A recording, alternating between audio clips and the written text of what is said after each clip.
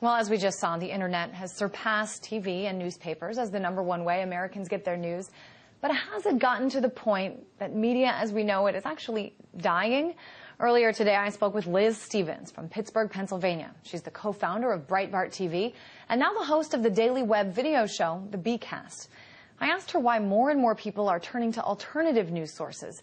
And here's what she had to say.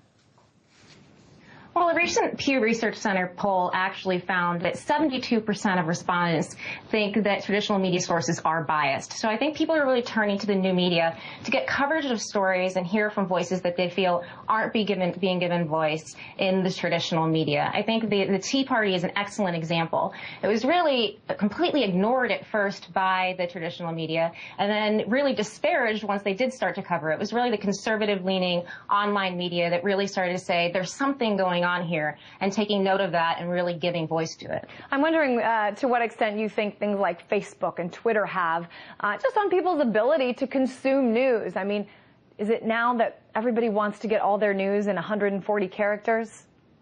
Well, I think the same study said that 70% of respondents really feel overwhelmed by the vast amount of information that's online. So I think the rise of social media and recommendation engines such as Facebook, Dig, Twitter really has given people a way to look to people they respect and whose news judgment they value to say, I know there's a lot of stuff out there. I saw this. I recommend you take your time. Because people don't have enough time to stare at their feed readers for 20 hours a day and look at every single piece of information that's coming across an RSS feed. So I think the rise of the social media really has been a huge proponent in making new media as big and powerful as it's become. But do you think, I mean, you were saying before that a lot of people say that they believe that the news media, the mainstream media is biased. Do you think that it could be dangerous at all that people now only read what they tend to agree with on the internet, only go to sites that they already identify with? I mean, do you think that that could have an effect overall in polarizing this country even more?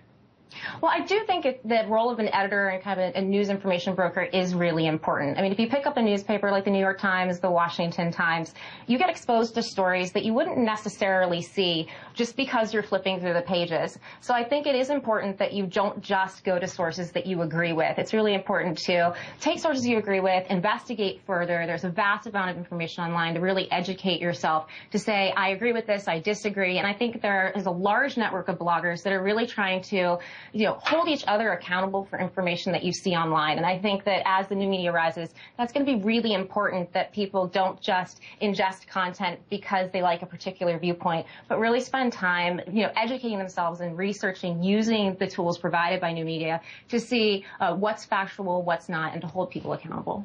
And I think, this I should bring up now. I mean, Breitbart TV recently itself in the news for playing a video a little out of context showing a Department of Agriculture worker, Shirley Sherrod, telling the story of overcoming racism, except that that part about overcoming it was left out, and only the initial statement that she was opposed to helping a white farmer, that was what was played. She was fired for this. What do you say to people who say, all these new sites, they're distorting the truth really badly just to keep people interested?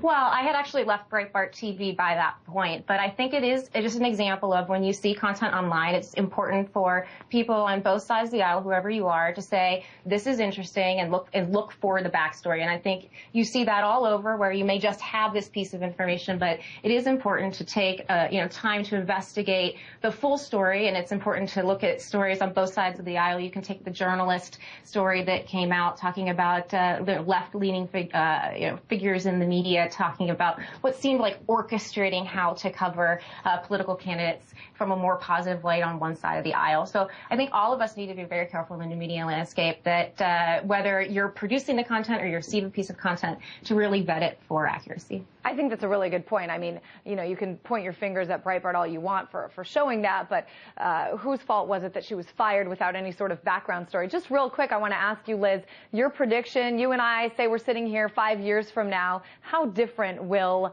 media look?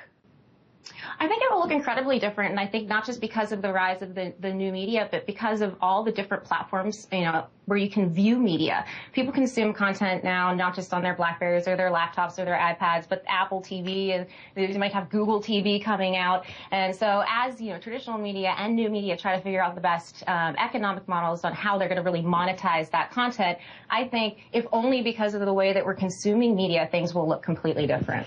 Well, that was Liz Stevens, co-founder of Breitbart TV, joining me from Pittsburgh, Pennsylvania.